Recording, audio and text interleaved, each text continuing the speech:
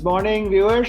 Today we have Mr. Shayan Mukherjee, Business Head, International Business, LiveGuard Batteries Private Limited. A warm welcome to you, Mr. Mukherjee, to our show. We would love to see your practical tips and your story of how you have been running this show at LiveGuard Batteries. Share your journey. You have a very long career. So can you share your journey first?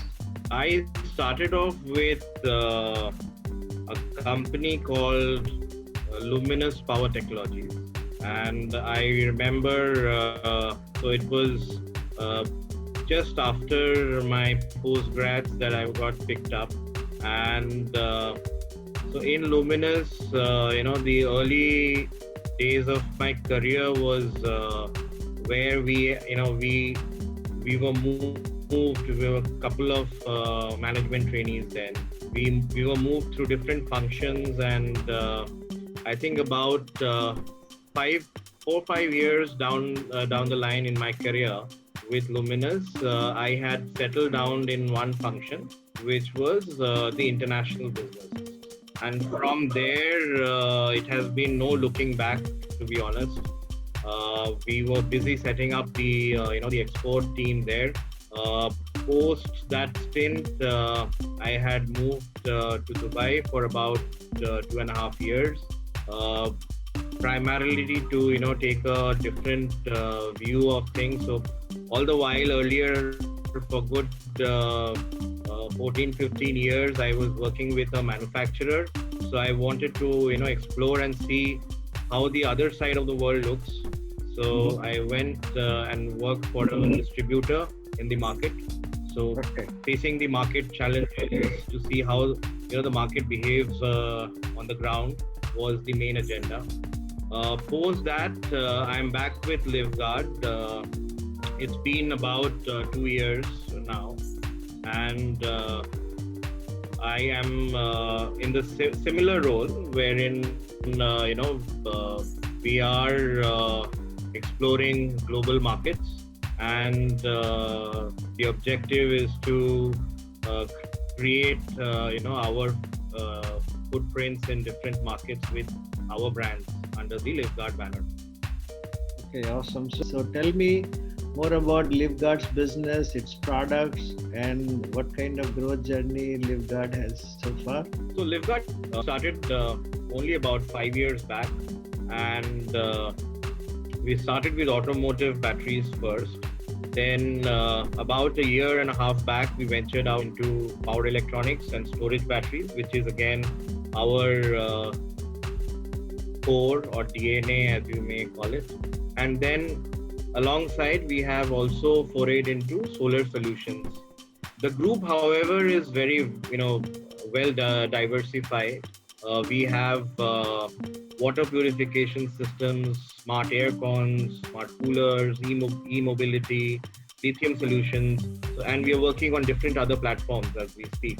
So it's a very big, very well diversified group under the LiveGuard banner, we have specifically the auto battery segment, the inverter battery segment, and the solar solution.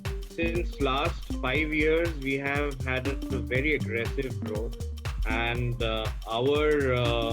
in the India market, we have grown in the last 5 years what we had grown maybe in the last 15 years in the earlier stint of the group.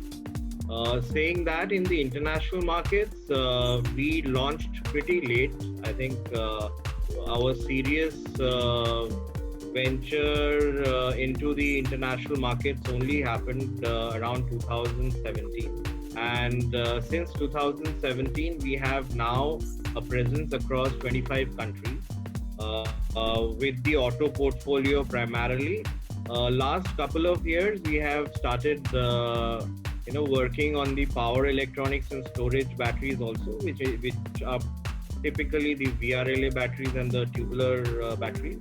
And this year we are looking at least adding another 7 countries by the end of the year. So that's the aspiration in terms of the spread and the footprint in the global market. So, what are your key markets right now? And your product seems to be a very competitive product. So, I'm sure you must have huge competition from countries like China, Thailand, Indonesia, Vietnam, these kind of Philippines. So, can you share some information here?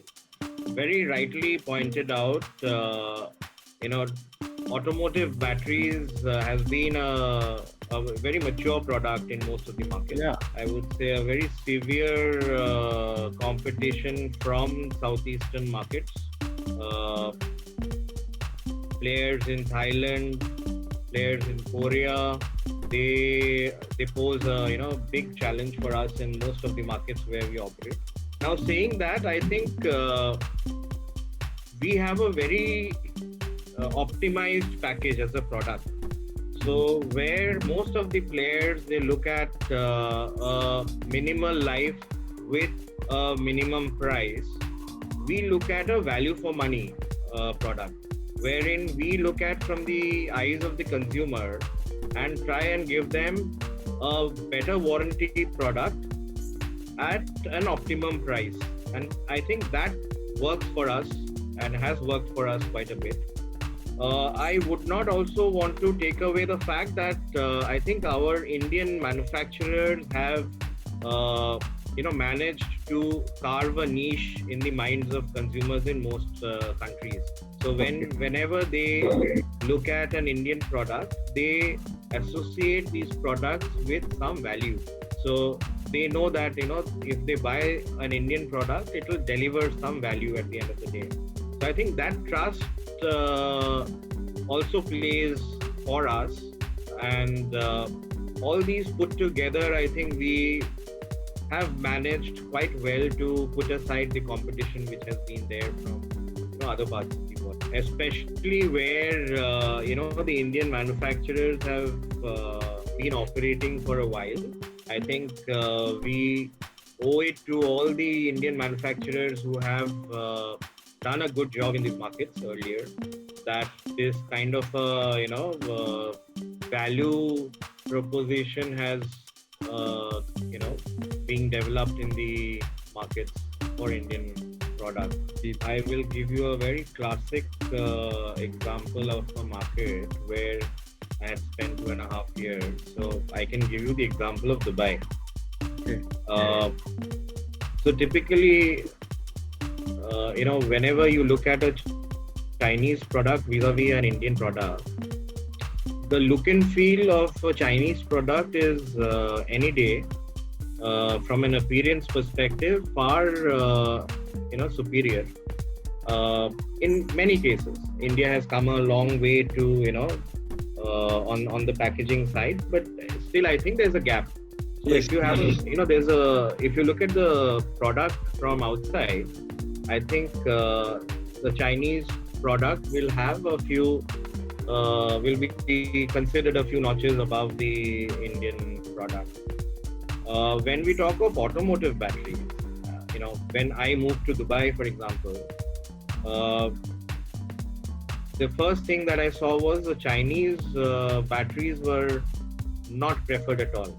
Prior to my moving to Dubai, our main markets where I used to operate, very thoroughly was Africa.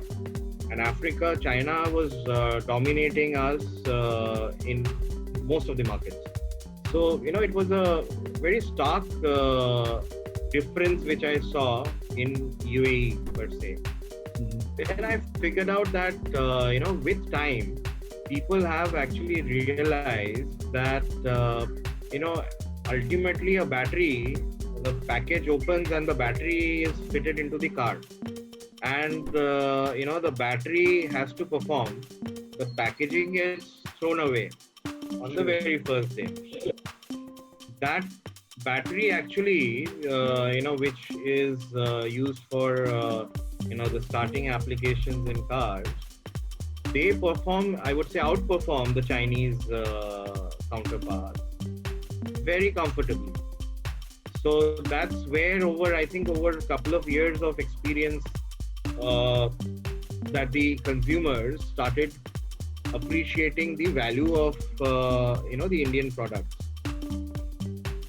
Okay. And we have many such products, many such examples, to be very honest.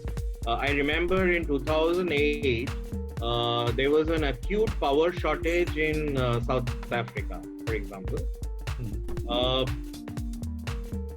I was obviously in the earlier organization. We got about maybe 30 inquiries in a month, asking for container loads of inverters and inverter batteries.